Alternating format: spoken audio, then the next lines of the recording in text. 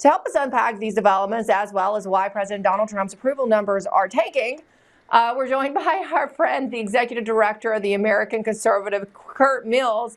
It's good to see you, Curt. I think a lot of Americans look at this news about India, and there's really not even that much news about it, right? Let's be honest. It doesn't get a lot of coverage. And then some Americans will probably just glaze over if they hear it because they don't understand why it matters.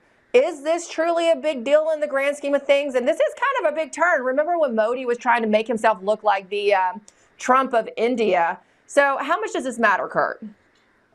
I think it is a big turn. So Modi came to power in 2014, and a lot of people sort of mark it as the beginning of the rise of right-wing populism writ large. And Modi has gone out of his way throughout his political career, particularly in Trump's first term, to sort of build ties to the American right. He did a major rally in Houston, Texas, I believe, in the late 2010s. And so this is a bit of a volte-face from both the White House and New Delhi.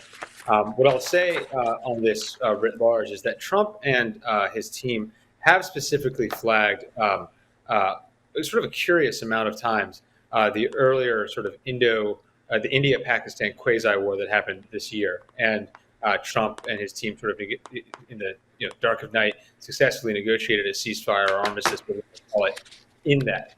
And so there is a view that in that war that perhaps the Indians were overly provocative, that actually that they were the less reasonable party, that Pakistan really wasn't as aggressive as India, and so perhaps left a bad taste in the mouth of the administration. And finally, though, Trump just seems so frustrated with the Russians, and you heard it from Secretary Bessent there.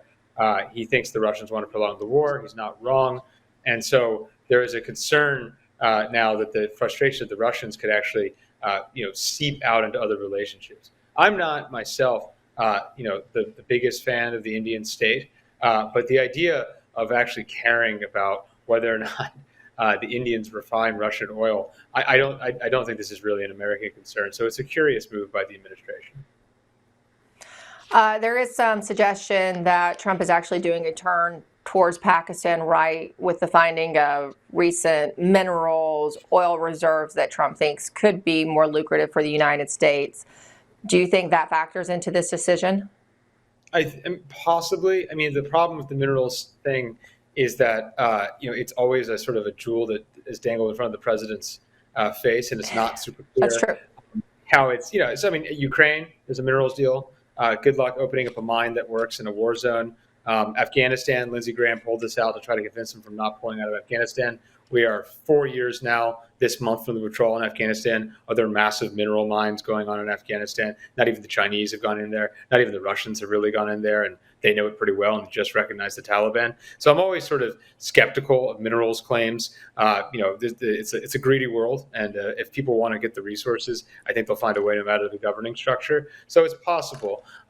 Pakistan's politics are extremely complex. It's basically a sort of paranoid military intelligence dictatorship. They have jailed the opposition leader Imran Khan, the former cricket star, and the current government is generally seen as probably more CIA friendly, et cetera, et cetera. So it's an easy partner to turn to if you want to. But I just don't know why the administration wouldn't try to maintain a more neutral pose. Not towards the Indians and not particularly towards this current Pakistani government, as opposed to, letting everything be filtered through the myopia of your current frustrations with Vladimir Putin. Are you calling Pakistan possibly a CIA proxy state like Ukraine? ISI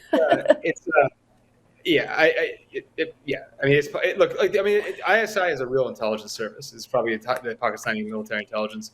It's probably a top 5 most fearsome intelligence in the world.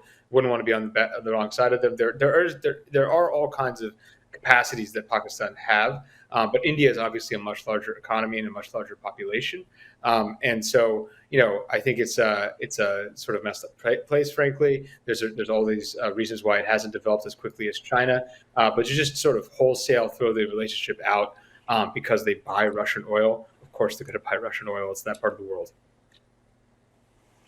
You talked about the complexity of the Pakistani political landscape, and it is quite volatile. You noted that they did actually jail the former leader Imran Khan, right? It's one of those stories we talk about when we limp into when we're, discussing the situation in Brazil with Bolsonaro. I mean, Khan was seen more as a populist option for Pakistan as well, right? I've actually heard that Trump thinks he can break Khan out of jail and stabilize Pakistan's very tenuous political climate. Do you think that's a possibility? Yeah, it's curious. Khan became a bit of a cause celeb, maybe a micro celebrity on the populist right in the Biden years. One of the people that was sort of vetting him is the now State Department official Darren Beattie. He did an interview with him on Revolver News. Imran Khan himself did an interview during the first Trump administration and talked about why is the U.S. occupying Afghanistan? The subway in New York doesn't even work that well.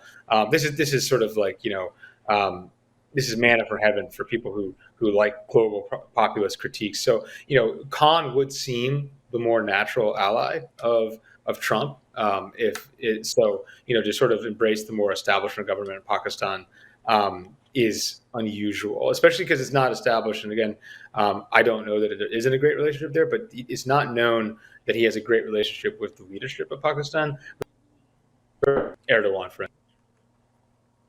Erdogan are low-key pretty close. So that always has explanatory power. Right. Speaking of the Middle East region, I do want to get to Trump and Israel. President Trump is exacerbating the trade war with Canada because of Canada's insistence on recognizing the Palestinian state. You actually had something to say about this, but first, this is what Trump said. He said, quote, "Wow, Canada has just announced that it is backing statehood for Palestine. That will make it very hard for us to make a trade deal with them." He can disagree, but does this really have anything to do with U.S.-Canada trade? Because this seems maybe potentially a little more Israel first than, say, America first, or could be seen that way. It's not great, and it's Israel and to a lesser extent Epstein are choking everything right now for the administration. It's what I'm hearing. It's what I think. It's dominating conversations. Their ability to focus on anything else. It's like any human organization is being limited and curtailed by this. So it's very unfortunate. And for Trump to specifically cite that Mark Carney, the Prime Minister of Canada's. First of all, it's a conditional recognition. It wasn't a full recognition, a conditional recognition of a Palestinian state in the abstract, letting him affect that the negotiations with Canada, which frankly matter a ton. Those are it's the U.S. leading trading partner. That the fact that Israel should be anywhere near the considerations on this is super unfortunate, and it's why I think you continue to see that Trump has not wholesale liability, but partial liability with his base on this, because it just lends him, as you allude to the criticism of that he's Israel first, where he's make Israel great again, not make America great again. And it's unfortunate. And I do think also, finally, Carney is driving a hard bargain compared to the Europeans. I think Trump is sort of interested, but even apprehensive of Carney. Basically, he gave a sweetheart deal to the UK. Keir Starmer tried basically supplicancy. He just sucked up to him and it worked. The Europeans basically capitulated. The Canadians are driving a hard bargain, and now he's reaching for the Israel lever. And it's not very charismatic, in my opinion. Well, and it's obviously not working in the polling, right? Because we've had Rasmussen on twice this week to discuss, and they're very concerned about the polling. They do share their polling, I know at least that's passed around the White House, right? And I think often they're asked about it. And it's just not playing very well in the polls. And like you said, it's unfortunate because there is so much good economic news, great growth numbers this week, able to announce a slew of trade deals, which I noted at the top of the show, before the deadline today on the tariffs, right? And there's a lot of good things going on, but this is keeping his numbers down. It's kind of overshadowing what he's doing. I was asked by someone yesterday if I thought Trump could turn it around. I said yes. I think this is a very big messaging faux pas. No matter how they dealt with the release of the files, how they rolled it out or didn't, I think the messaging could have been handled in a completely different way that would have resulted in less fallout. So I'll pass that question on to you, Curt. because I'm not sure I really articulated it well enough or maybe answered it well enough. Do you think Trump can turn this around? Oh, absolutely. I mean, I think it's been a slow. It's been very fast, actually. I meant to say it's been 45 days. It's been since the 13-day war, or the 12-day war that started on Friday the 13th of June, and it has been Trump has kind of veered from his core pledges of immigration restraint or immigration restriction, trade, patriotism, and foreign policy of restraint. And I think that's what you're seeing here.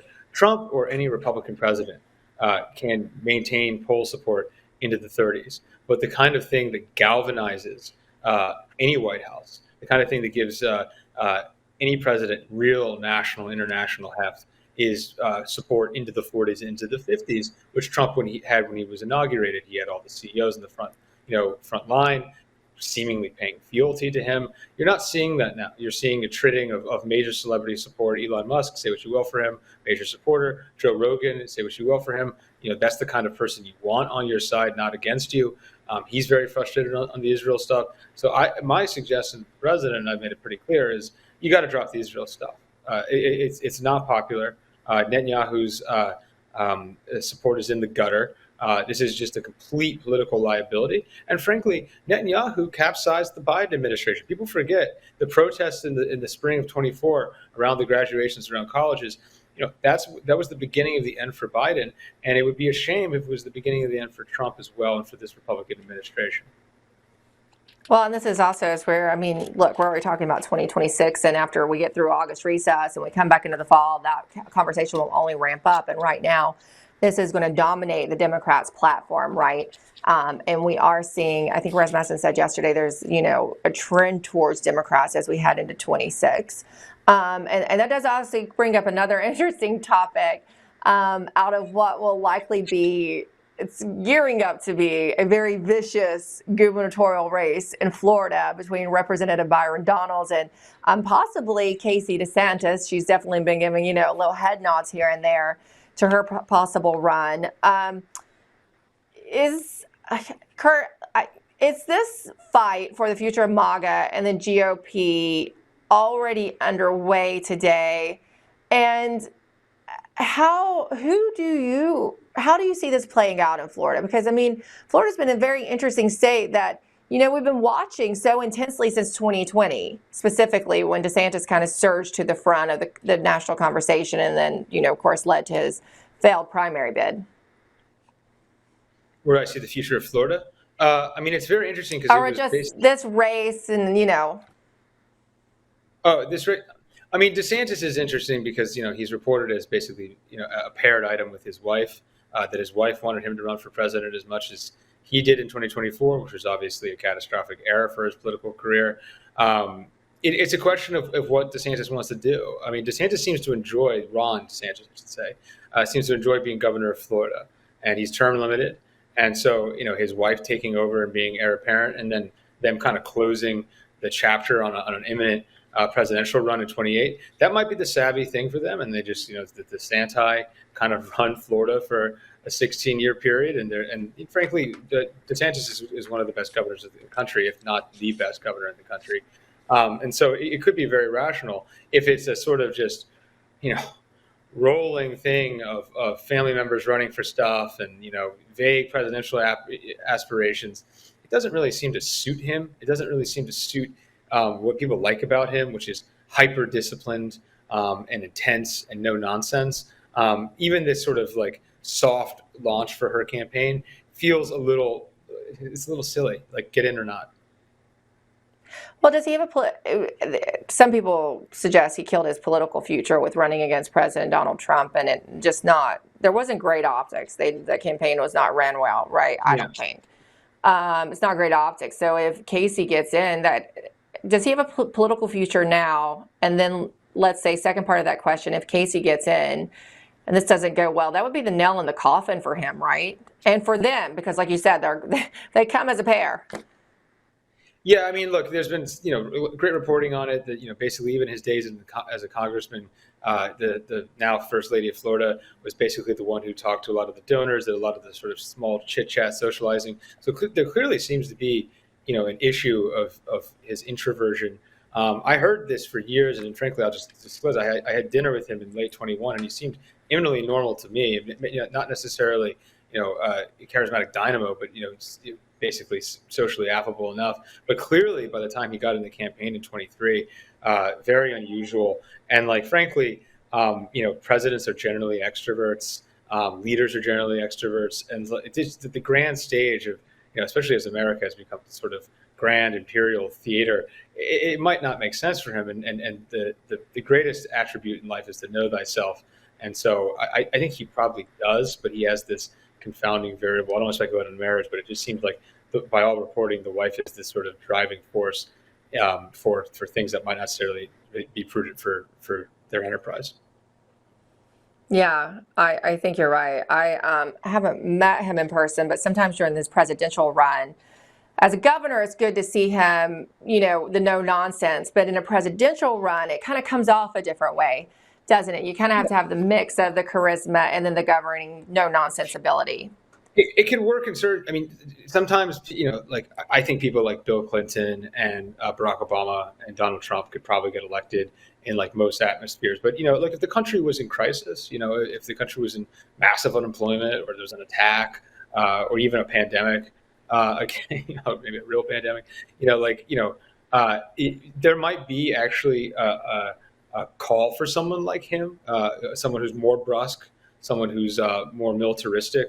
We mentioned him earlier. Mark Carney himself has never run for anything, and Canada felt it was in crisis with Donald Trump, and they elected someone like that. What the actual term for DeSantis, and I'm sure he would kind of shrink from this, is he's a technocrat. He's very capable. He's extremely tactically brilliant, but he's not strategically brilliant. And so I think he would be very circumstantially dependent. The idea of him just running any random presidential race, I don't think suits him. Yeah, I think as the gubernatorial race heats up, we'll be covering a lot of Florida. We have a lot of Florida viewers, and we do keep our eye on Florida specifically. And then we'll also be watching how the White House responds, if at all, to this polling as it relates to Israel Epstein, and if they kind of change course as we head into September, when the president's, the rest of his term is on the line with the midterms, right? If Democrats take control, there'll probably be another impeachment, and it'll just be like deja vu. So it's absolutely, it could be a pivotal point for him. Thank you so much, Curt Mills. This was fun to catch up and kind of do the tour de force of geopolitics and domestic politics. Thank you, Emerald.